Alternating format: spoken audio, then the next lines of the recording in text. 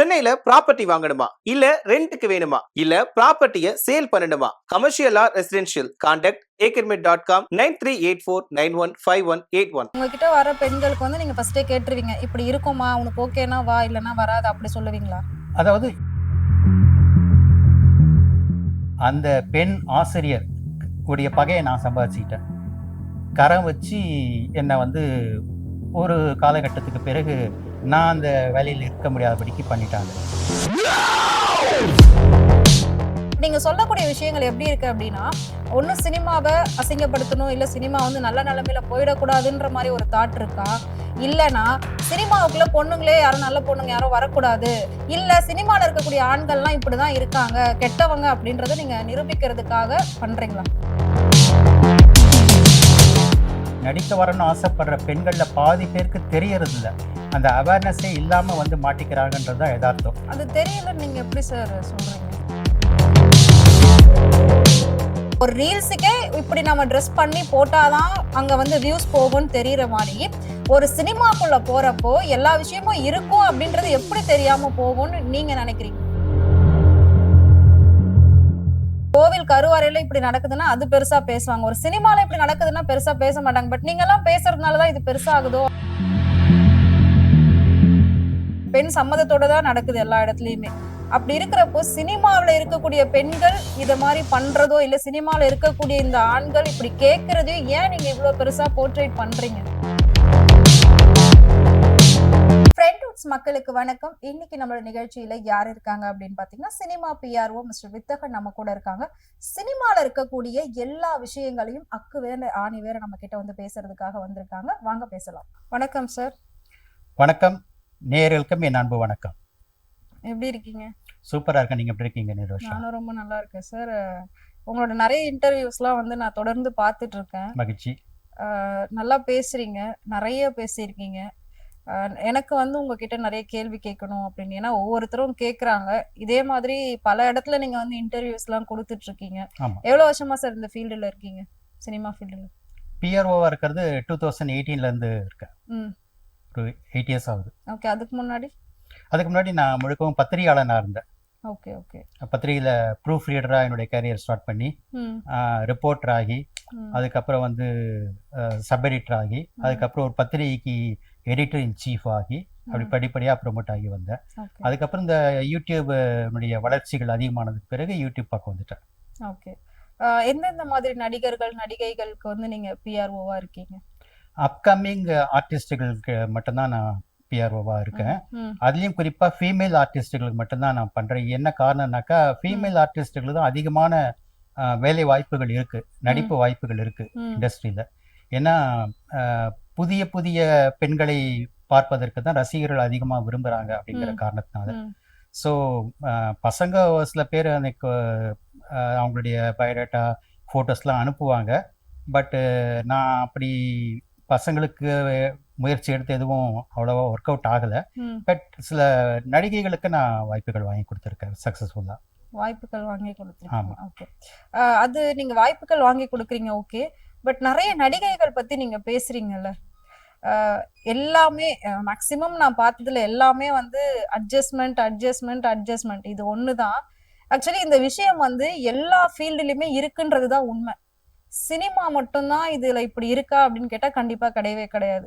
Police ஸ்டேஷன்ல கூட நடக்குது இவ்வளவு, ஏன் கோவில் கருவறையில கூட இந்த விஷயம் நடந்துட்டு இருக்கு.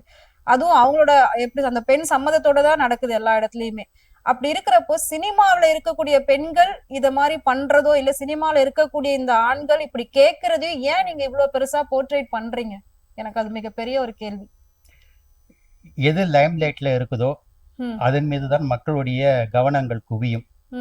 நீங்க சொல்ற மத்த பணியிடங்கள்லாம் வந்து லைம் லைட்ல கிடையாது. ஆனா சினிமா நடிகைகள் லைம் லைட்ல இருக்கிறவங்க இல்ல சார். இப்போ ஒரு போலீஸ் ஸ்டேஷன்ல இப்படி ஒரு விஷயம் நடக்குதுன்னா அதுதான் பெருசா பேசப்படுவாங்க. கோவில் கருவறையில இப்படி நடக்குதுன்னா அது பெருசா பேசுவாங்க. ஒரு சினிமால இப்படி நடக்குதுன்னா பெருசா பேச மாட்டாங்க. பட் நீங்க எல்லாம் பேசுறதுனாலதான் இது பெருசா ஆகுதோ அப்படின்னு எனக்கு ஒரு கேள்வி இருக்கு. நீங்க சொன்ன கோயில் கருவறையில நடக்கிற பாலியல் சார்ந்த தவறு ஆகட்டும், காவல் நிலையத்துல நடக்கிற பாலியல் சார்ந்த தவறுகள், அதிகாரிகளே செய்கிற பாலியல் தவறுகள் ஆகட்டும், இதெல்லாம் வந்து செய்திகள்ல வந்துகிட்டு தான் இருக்கு. என்ன மாதிரி இருக்கிறவங்க பேசிதான் அது மக்களுக்கு தெரியணுங்கிற அவசியம் கிடையாது.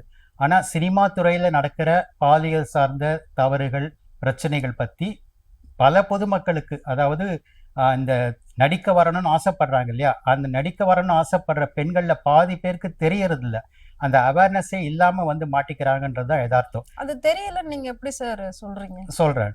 இப்போ என்ன மாதிரி சினிமா பிஆர்ஓக்கள், மேனேஜர், சினிமாவில் மேனேஜர்களாக இருக்கிறவங்க, சினிமா பத்திரிகையாளர்கள், மூத்த சினிமா பத்திரிகையாளர்களாக இருக்காங்க, அவங்கெல்லாம் சொல்றது மூலமாக தான் பல பொதுமக்களுக்கு இன்னைக்கு இது பற்றின ஓரளவுக்கு அவேர்னஸ் வந்து இருக்கு. இப்போ ஒரு உதாரணம் நான் உங்களுக்கு சொல்கிறேன். சென்னை பட்டினப்பாக்கத்தில் விஜய்க்கு சொந்தமான ஃப்ளாட் இருக்கு இல்லையா, அது வந்து ரொம்ப பாஷ் ஏரியா. அங்கே வந்து எல்லாமே ரொம்ப ஹைஃபையான பீப்புள் மட்டும்தான் வசிக்கிற இடம் அது. அங்கே வசிக்கிற ஒரு பெண்மணி என்னுடைய வீடியோக்கள் எல்லாம் தவறாமல் பார்த்துருக்காங்க. பார்த்துட்டு எனக்கு ஃபேஸ்புக்கில் ஃப்ரெண்ட் ரிக்வஸ்ட் கொடுத்தாங்க. நான் அக்செப்ட் பண்ணதுக்கு பிறகு எனக்கு மெசேஞ்சரில் அவங்களுடைய வாட்ஸ்அப் நம்பர் கொடுத்து என் நம்பரை வாங்கி எனக்கு ஃப்ரெண்டாக அறிமுகமானாங்க. அவங்க என்கிட்ட சொன்னது என்னென்னா, தன்னுடைய பொண்ணுடைய ஃபோட்டோவை எனக்கு அனுப்புனாங்க. அந்த பொண்ணுக்கு வந்து அப்போது ஒரு 20-21 வயசுக்குள்ளே தான் இருந்திருக்கும். அந்த பொண்ணுடைய ஃபோட்டோ எனக்கு அனுப்புனாங்க. பார்க்கறதுக்கு ஒரு ஹீரோயின் மெட்டீரியலாக அழகாக இருக்காங்க. இந்த என்னுடைய பொண்ணு, எனக்கு ஒரு பொண்ணு ஒரு பையன் இருக்காங்க. இந்த பொண்ணுக்கு வந்து கௌதம் மேனன் படத்துல இருந்தே நடிக்க வாய்ப்பு வந்தது.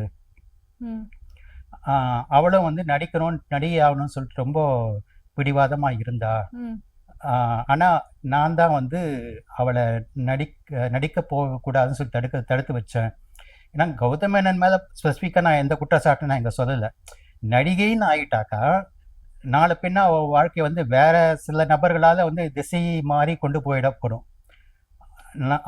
இந்த மாதிரியான விழிப்புணர்வு வந்து உங்கள் வீடியோக்களை பார்த்து எனக்கு கிடைச்சது.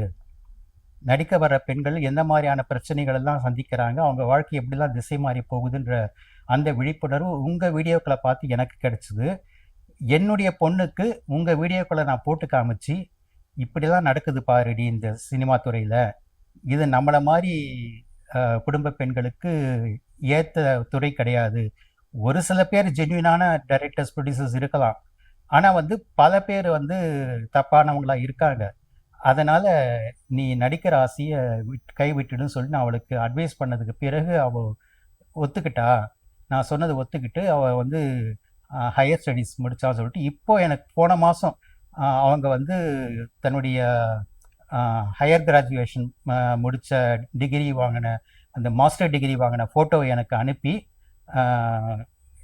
உங்களுடைய மனசு மாறினத்துக்கு உங்களுடைய வீடியோக்களும் கூட ஒரு காரணம் சார், நீங்கள் இவ்வளோ ப்ளஸ் பண்ணுங்கன்னு சொல்லிட்டு என்கிட்ட வாட்ஸ்அப்பில் மெசேஜ் அனுப்புனாங்க.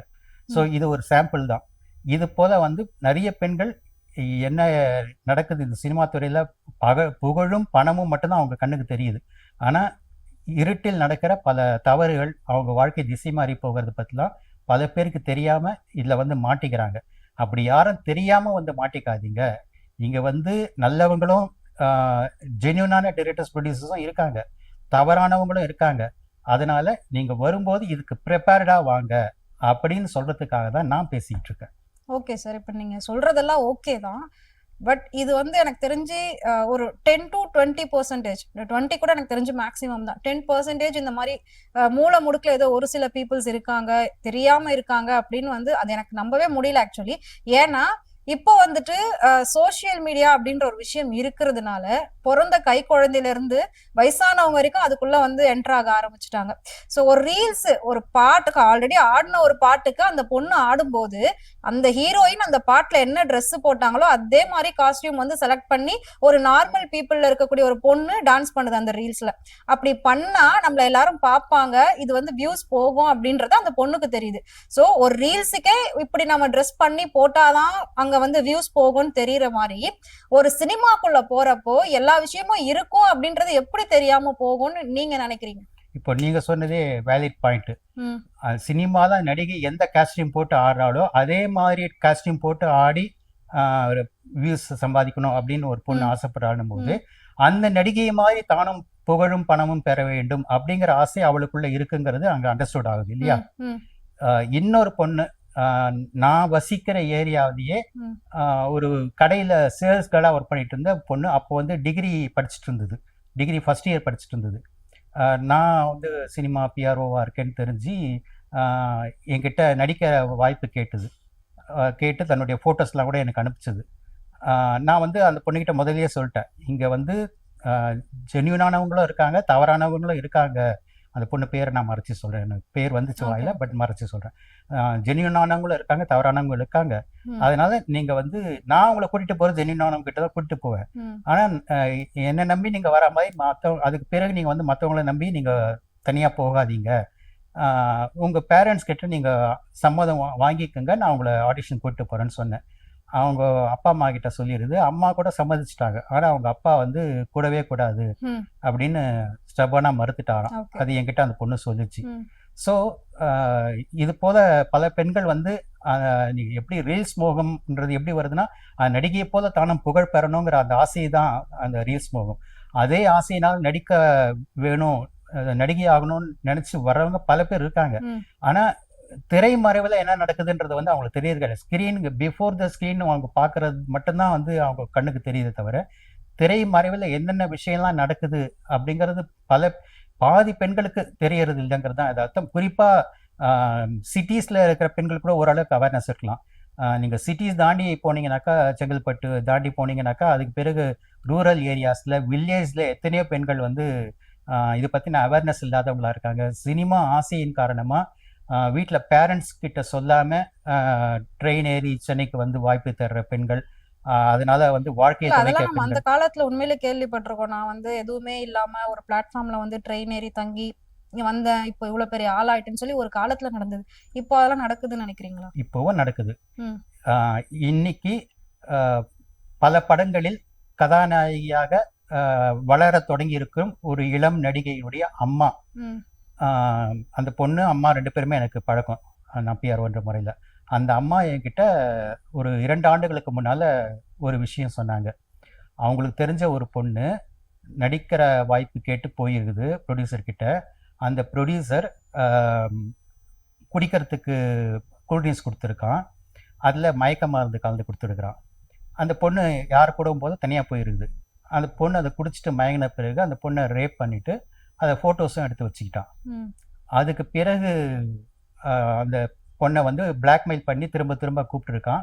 அந்த பொண்ணு சூசைட் அட்டம் பண்ணியிருக்குது. அதுக்கு பிறகு வந்து பேரண்ட்ஸ் காப்பாற்றிட்டாங்க.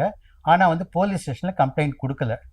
ஏன் கொடுக்கலன்னா, கம்ப்ளைண்ட் கொடுத்துட்டாக்கா நாளைக்கு கோர்ட்டுக்கும் வீட்டுக்கும் அலையும் போது விஷயம் எப்படியாவது வெளியில் தெரிஞ்சிடும், அந்த பொண்ணுடைய எதிர்காலம் பாழாயிடும், யாரும் அந்த பொண்ணை கல்யாணம் பண்ணிக்க மாட்டாங்க அப்படிங்கிறதுனால அந்த பொண்ணுடைய பேரண்ட்ஸ் வந்து கம்ப்ளைண்ட் கொடுக்கலன்னு சொல்லிட்டு அந்த நடிகையுடைய அம்மா என்கிட்ட சொல்லி, நீங்கள் இதை பேசுங்க, இதை பேசுனீங்கன்னாக்கா இந்த மாதிரி வேற எந்த பெண்களும் வந்து பாதிக்கப்படாமல் இருப்பாங்கன்னு சொன்னாங்க. அந்த ப்ரொடியூஸ் அந்த படத்து வெளியே வந்துச்சு. அந்த படம், அந்த படத்துடைய போஸ்டரு, அந்த ப்ரொடியூசருடைய ஃபோட்டோ எல்லாமே எனக்கு அனுப்புனாங்க. அந்த ப்ரொடியூசர் வந்து ஒரு அரசியல் கட்சியினுடைய ஒரு முக்கிய பொறுப்புல இருக்கிற ஆள் அந்த ப்ரொடியூசர். ஸோ நீங்க சொல்றீங்கல்ல, அந்த மாதிரி இந்த காலத்துல ஏமாந்து போற பெண்கள் இருக்காங்களா அப்படின்னு கேட்டீங்களா, அதுக்கு இதான் ஆன்சர். மேபி நான் சொன்ன மாதிரி அந்த 10%ல 1 or 2 இவங்க அப்படி இருக்கலாம். ஆனா அதிகபட்சமா இப்ப நீங்க சொல்றீங்க இல்லையா, இங்க போனா இப்படிதான் இருக்கும்னு. ஒரு ஐடி கம்பெனில நம்ம ஜாபுக்குன்னு போனா கூட அங்கேயும் ஹையர் ஆஃபீஸர்ஸ் இருக்கதான் செய்யறாங்க. அவங்க நம்மள இன்டர்வியூ பண்றாங்க. இன்டர்வியூ பண்ணும்போது அவங்க வந்து ஹெட் டு ஃபுட் நம்மள பாக்குறப்ப பாத்தீங்கன்னா ஃபுல் அண்ட் ஃபுல் வேற மாதிரி பார்வையா கூட இருக்கலாம். அங்க கூட அந்த வார்த்தையை அவங்க கேட்கலாம். ஸோ அந்த மாதிரி இது வந்து எல்லா இடத்துலயுமே இருக்கு. இப்போ நீங்க சொல்றத வச்சு, இப்போ நீங்க ஃபர்ஸ்ட் ஒரு இன்சிடென்ட் சொன்னீங்க, ஒரு ஃபேஸ்புக்ல ஒரு அம்மா அறிமுகமானாங்க, அவங்க பொண்ணை வந்து நடிக்கணும்னு சொல்லி வேணான்னு சொல்லிட்டாங்கன்னு. சோ அப்படி இருக்கும்போது அந்த பொண்ணுக்கு மேபி எல்லா குவாலிட்டியும் இருக்குன்னு சொன்னீங்க, நீங்களே சொன்னீங்க, ஹீரோயின் மெட்டீரியல்ல இருக்காங்க. அவங்களுக்கு ஒரு நல்ல டேலண்ட் கூட இருந்திருக்கலாம். அவங்க போயிட்டு போற இடத்துல அது நடக்காம அவங்க ஒரு நல்ல நிலைமையில கூட வெளியில வந்திருக்கலாம். ஒரு நல்ல படம் நடிச்சோ இல்ல ஒரு நல்ல டைரக்டர் பார்த்து மீட் பண்ணி உண்மையான டேலண்ட்டை வெளியே கொண்டு வந்து ஒரு நல்ல பேர் கூட வாங்கியிருக்கலாம். பட் நீங்க சொல்ற இந்த விஷயத்தால உண்மையான விஷயம், அதாவது ஒரு திறமை வந்து அங்க மறைஞ்சு போகுது, அங்க வந்து ஒளிஞ்சு போகுது. ஏன்னா சேலஞ்சிங், இப்ப இருக்கக்கூடிய காலகட்டம் சேலஞ்சிங். அப்படி இருக்கிறப்போ போய் மோதி தானே பார்க்க முடியும், எதையுமே ஃபோர்ஸ் பண்ணி வரப்போறது கிடையாது.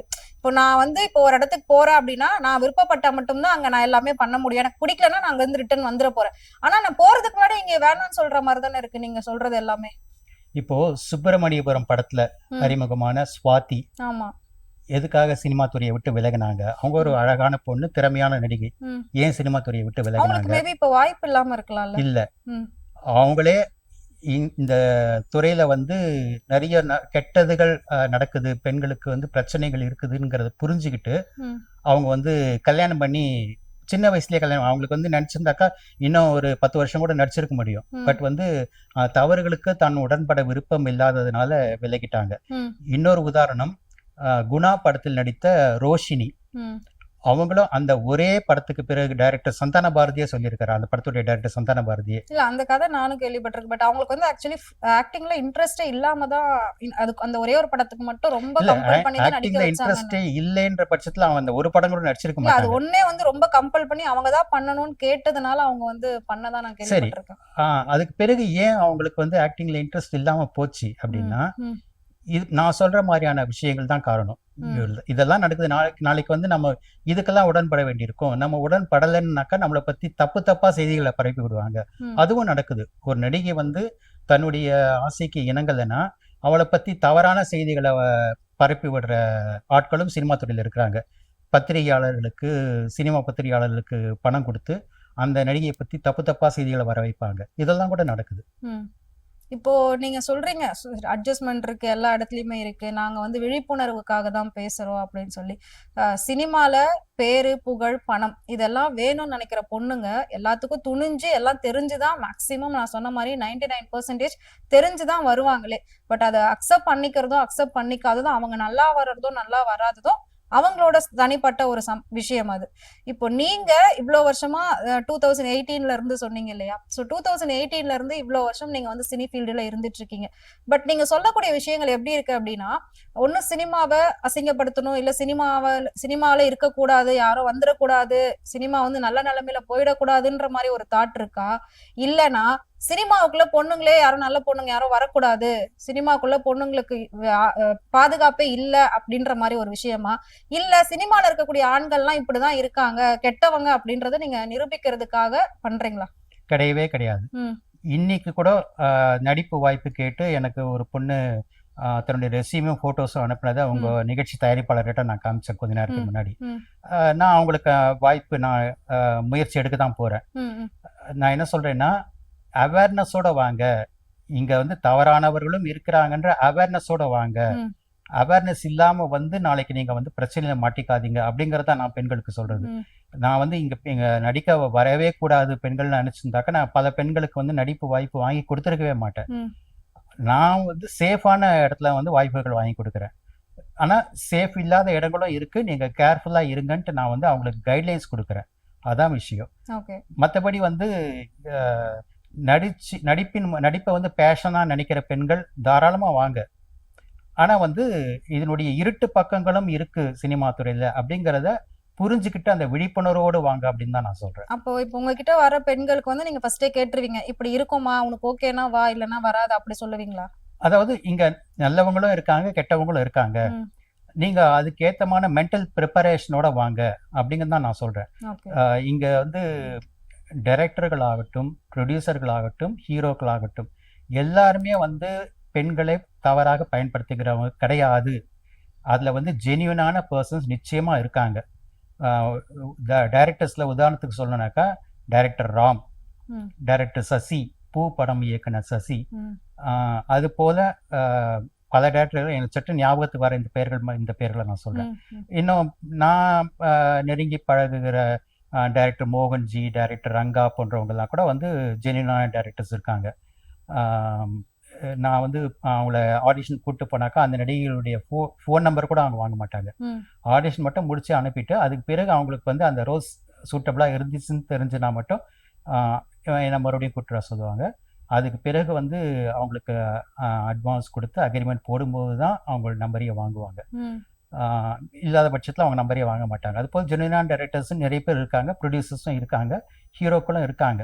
பட் தவறானவர்களும் இருக்கிறாங்க இந்த துறையில. ஒரு பாதி பேராவது அதுதான் சார் என்னோட கேள்வி என்னன்னா, தவறானவங்க சாரி என்னோட கேள்வி என்னன்னா, தவறானவங்க இந்த துறையில மட்டுமா இருக்காங்க ஆண்கள்? எல்லா துறையிலுமே எல்லா இருக்காங்களே. துறையிலும் இருக்காங்க. நான் வந்து இதுக்கு முன்னாடி ஒரு பத்திரிகையில துணை ஆசிரியரா வேலை பார்த்தேன். அந்த பத்திரிகையில எனக்கு மேல ஆசிரியரா இருந்தவங்க ஒரு பெண்மணி. ம், அந்த பெண்மணிக்கு ஒரு ஆண் கூட ஒரு தவறான தொடர்பு இருந்திருக்கு. அதனால அந்த ஆணை வந்து அந்த பத்திரிகை ஆஃபீஸில் வந்து ஏதோ ஒரு பதவி கொடுத்து டிரான்ஸ்லேட்டர் சூப்பர்வைசர்ன்ற மாதிரி ஏதோ ஒரு பதவி கொடுத்து உட்கார வச்சுக்கிட்டாங்க. அந்த ஆண் எனக்கு கீழே வேலை செய்த பெண் நிருபர்கள்கிட்ட தொடர்ந்து செக்ஷுவல் ஹராஸ்மெண்ட்ஸ் கொடுத்துருக்காரு. நான் அந்த பத்திரிகை தொடங்கும் போது தான் நான் போய் சேர்ந்தேன் துணை ஆசிரியராக. எனக்கு முன்னாடியே அந்த சம்பவங்கள் நடந்துட்டு இருந்தது. அந்த பெண்கள் வந்து எடிட்டர் கிட்ட சொல்லியிருக்கிறாங்க.